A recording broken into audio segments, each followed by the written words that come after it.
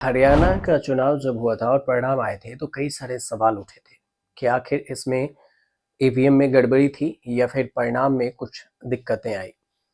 तो फिर क्या हरियाणा में नायब सिंह सैनी के नेतृत्व वाली बीजेपी सरकार किसी मुश्किल में फंसने जा रही है? यह सवाल खड़ा होने के पीछे की एक बड़ी वजह यह समझिए कि हरियाणा के 23 विधायकों की जीत को हाईकोर्ट में चुनौती दी गई है। इसमें 18 विधायक बीजेपी के हैं और इसमें से 4 विधायक तो सैनी सरकार के मंत्री भी हैं। इसके अलावा इंडियन नेशनल लोकदल, कांग्रेस और निर्दलीय विधायकों की जीत को भी अदालत में चुनौती दी गई है। अब ये मामला क्या है ये समझिए। इन विधायकों और मंत्रियों के चुनाव को अवैध घोषित करने की मांग को लेकर अदालत में याचिका दायर की गई है। बीते साल ही अक्टूबर महीने में अक्टूबर 2024 में विधानसभा चुनाव में बीजेपी ने हरियाणा में बड़ी जीत दर्ज की और लगातार तीसरी बार बीजेपी हरियाणा में सरकार बनाई। अब जो मंत्री हैं पहले वो समझिए कि मंत्री विधायक कौन है। बीजेपी के जिन मंत्रियों के चुनाव को पंजाब और हरियाणा हाईकोर्ट में चुनौती दी गई है उसमें आरती सिंह राव अटेली से हैं, विपुल गोयल फरीदाबाद से, महिपाल सिंह डांडा है पानीपत से और गौरव गौतम है पलवल से। ये सब मंत्री हैं जो शामिल हैं।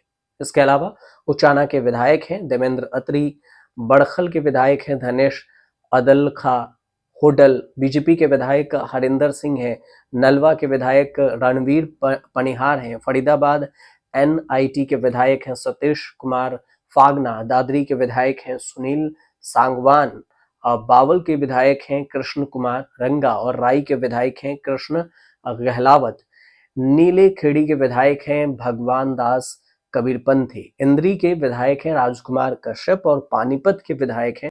पानीपत के अलावा देखें तो इंद्री के विधायक हैं राम कुमार कश्यप और इसके अलावा सोनीपत के विधायक हैं निखिल मदान, सफेदू के विधायक हैं राम कुमार गौतम, खरौदा के विधायक हैं पवन और खरौदा के खिलाफ अदालत में भी याचिका दायर की गई।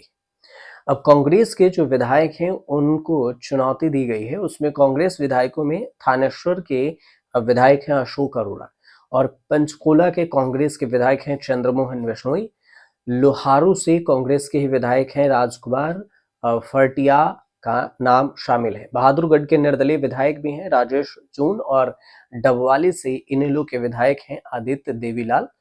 इनके चुनाव को अवैध घोषित करने की मांग की गई है अदालत की तरफ से। अब हरियाणा में विधानसभा की 90 सीटें हैं और विधानसभा चुनाव में बीजेपी को 48 सीटें मिली, कांग्रेस को 37। इंडियन नेशनल लोकदल को सीटों की बात करें तो सिर्फ 2 सीटें मिली थी और 3 सीटों पर निर्दलीय उम्मीदवार जीते थे। निर्दलीय विधायकों ने बीजेपी सरकार को समर्थन दे दिया था। लेकिन जो याचिका है वो क्या है? याचिका में कुछ सुनाई अभी शुरू हो चुकी है और अधिकतर याचिकाओं पर फरवरी में सुनाई होनी है। लेकिन देखना ये होगा कि क्या अदालत से आने वाला फैसला हरियाणा की बीजेपी सरकार के लिए किसी तरह की मुश्किल खड़ी करेगा या फिर बीजेपी के विधायकों और मंत्रियों को हाईकोर्ट से राहत मिलेगी। आरोप सिर्फ ये है कि हरियाणा में जो चुनाव हुए उसमें ये सारे जो 23 विधायक हैं उसमें से जो बीजेपी के 4 मंत्री हैं उनके चुनाव में गड़बड़ी थी और इसी को लेकर ये याचिका दाखिल की गई है कोर्ट में और कहा गया है कि इन 23 विधायकों के जो चुनाव हैं उसे रद्द कर देनी चाहिए। हालांकि हाईकोर्ट में अभी सुनवाई शुरू हो गई है और एक एक करके सभी याचिका पर सुनवाई हो रही है।